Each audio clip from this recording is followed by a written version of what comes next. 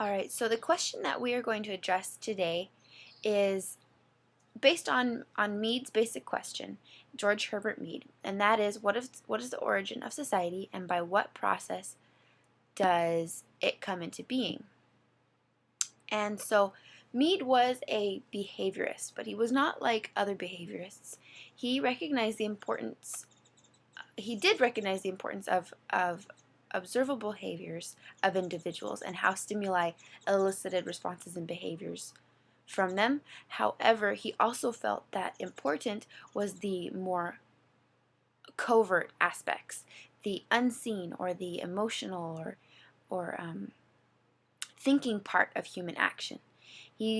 While radical behaviorists ignored this part quite often, Mead recognized that the act, which encompasses, in his opinion, overt, observable, and covert mental parts of human action.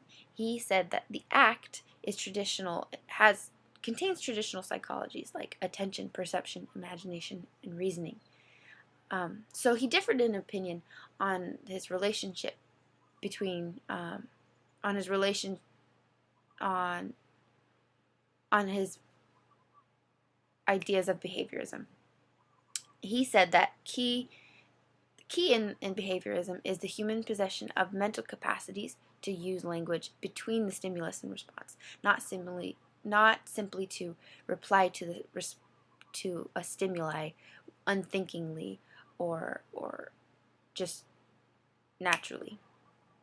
So his approach recognizes that there are parts of the act which don't come or which are not seen in external observation. And so he saw his mission as extending the principles to include these mental processes because he thought that they were quite important to understanding the origin of society and at what point we become a society and not just a group of beings acting upon a stimuli. So he said that actors endow the forces acting upon them with meaning, that the meaning is not simply given from the stimuli and the environment around them, but where psychological reductionists would say that the main impact came from external stimuli on the individual. It swayed actors, but Mead would suggest that actors endow meaning as they're being acted upon on the stimuli. So this was important in understanding the defining process through which the actor comes to forge his act, and so a colleague of his, Bloomer, and Mead both agreed that there was a greater capacity within man to control the forces which influenced him. Man's capacity to think and decide stems further than a carnal or basic or natural instincts in reaction to stimuli. Mead also placed a priority on the social aspect of society.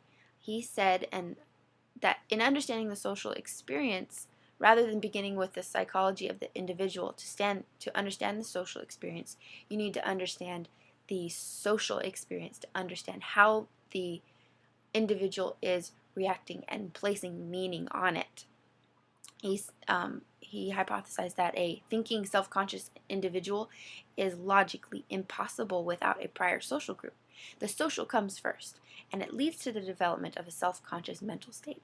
So I think that stems back to the process by which society comes into being. When we are able to interact with and be social beings, and then prescribe meaning to these social interactions and stimuli we are receiving. The important there's an important concept and with Mead, and that is the act. He says that that's the most primitive unit, and that's where he comes close to the behaviorist approach, the overt behaviors that you can observe, the act. But rather, Mead focuses that stimulus does not elicit an unthinking automatic response. It is an occasion of opportunity for the act, not a mandate. There are 4 stages within the act that he says, and these are very important in understanding society and where it comes from and how we bring it about. The first stage in the act is the impulse. That's the immediate stimulation that we receive from the actor. For example, hunger would be one, the feeling that we get. The second is perception, where the actor searches for and reacts to stimuli related to an impulse. So, how we would think to thus satisfy our hunger. We think about stress assessed through mental imagery. The third is manipulation, and this is where the impulse is manifested. The object perceived now manipulates the object, and we want to take action towards it. So a hungry human will assess an object and its potential for satisfaction or safety, and before putting it into its mouth.